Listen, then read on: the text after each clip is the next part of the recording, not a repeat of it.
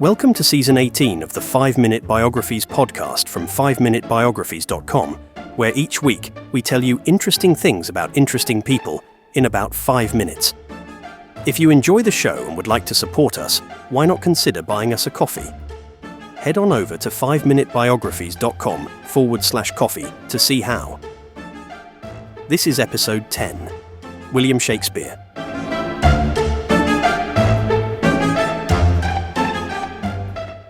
William Shakespeare, widely regarded as one of the greatest writers in the English language and the world's preeminent dramatist, was born somewhere around the 23rd of April in 1564 in Stratford-upon-Avon, Warwickshire, England.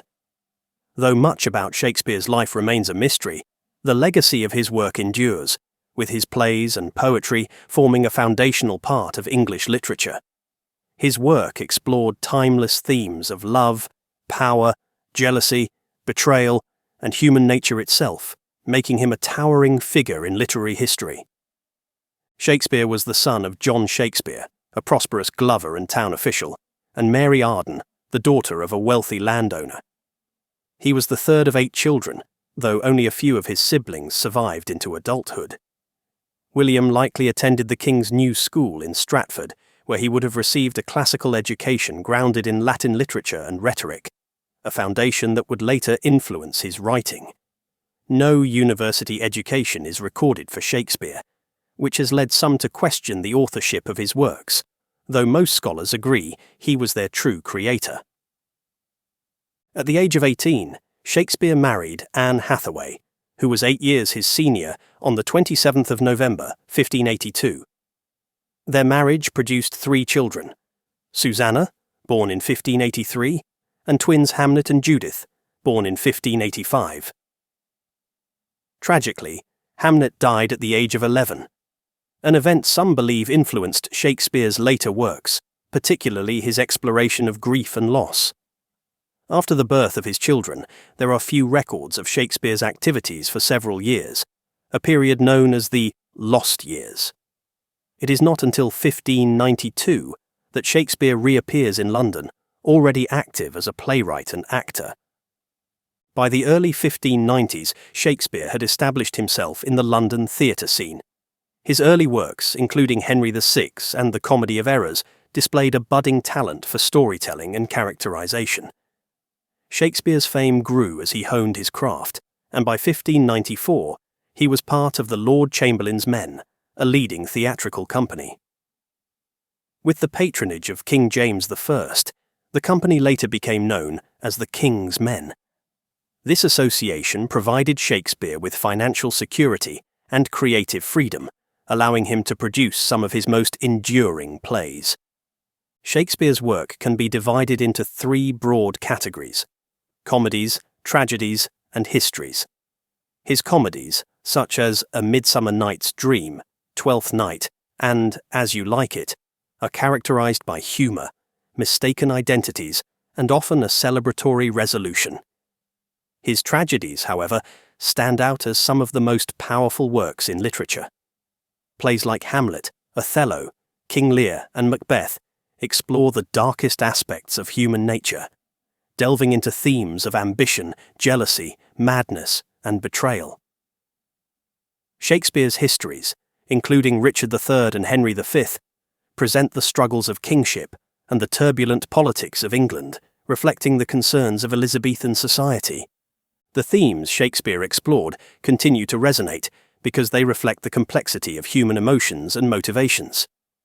In Hamlet, for example, the protagonist's struggle with revenge, mortality, and meaning remains relatable centuries later.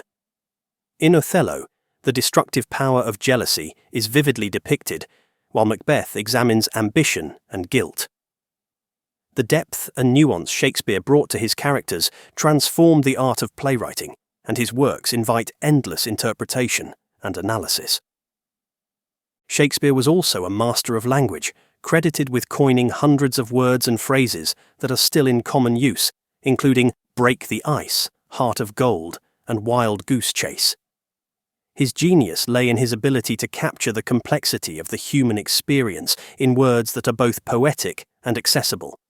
His use of iambic pentameter, along with the careful rhythm and structure of his verse, gave his language a musicality that has enthralled readers and audiences alike. In addition to his plays, Shakespeare was a gifted poet. His 154 sonnets, published in 1609, delve into themes of love, beauty, time, and mortality. The sonnets are admired for their emotional depth and technical mastery, with many speculating about the identity of the fair youth and the dark lady to whom many sonnets are addressed. His poetry was well regarded during his lifetime and continues to be celebrated as some of the finest in English literature. In the later years of his life, Shakespeare returned to Stratford-upon-Avon, where he lived as a respected member of the community. He continued to write, producing a series of late plays that are often described as romances, including The Tempest, Cymbeline, and The Winter's Tale. These works, with their themes of forgiveness, reconciliation, and redemption, reflect a mellowing in Shakespeare's perspective, suggesting a shift from the darker tones of his earlier tragedies. Shakespeare's life came to an end on the 23rd of April 1616, on or around his 52nd birthday in Stratford-upon-Avon. Though the exact cause of his death remains unknown, records suggest he may have been ill for some time. He was buried in the chancel of Holy Trinity Church in Stratford, where his grave bears an epitaph warning against moving his bones, an instruction that has been respected for over 4 centuries. At the time of his death, Shakespeare was 52 years old, leaving behind a body of work that would shape English literature and drama for generations.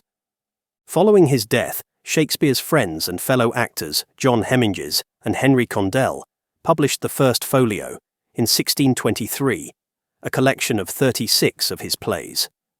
This publication preserved Shakespeare's work for posterity, ensuring that his influence would continue to grow. Today, Shakespeare's plays are translated into countless languages and performed around the world, testifying to their universal appeal. The legacy of William Shakespeare endures as an integral part of global culture. His ability to understand and portray the human condition in all its complexity has made him a timeless figure, studied and revered across centuries. Shakespeare's works have inspired countless adaptations, from stage performances and operas to film and literature, reflecting his enduring relevance. His impact on language, storytelling, and dramatic form is immeasurable, making him not only a literary icon, but a universal symbol of artistic brilliance. William Shakespeare's words, immortalized in the pages of his plays and sonnets, continue to speak to readers and audiences, inviting each new generation to explore the richness of his genius. I hope you enjoyed that episode of 5-Minute Biographies from 5minutebiographies.com. If you did, why not subscribe so you don't miss any future episodes, and leave us a review while you're there. Also, why not consider our other 5-minute podcasts?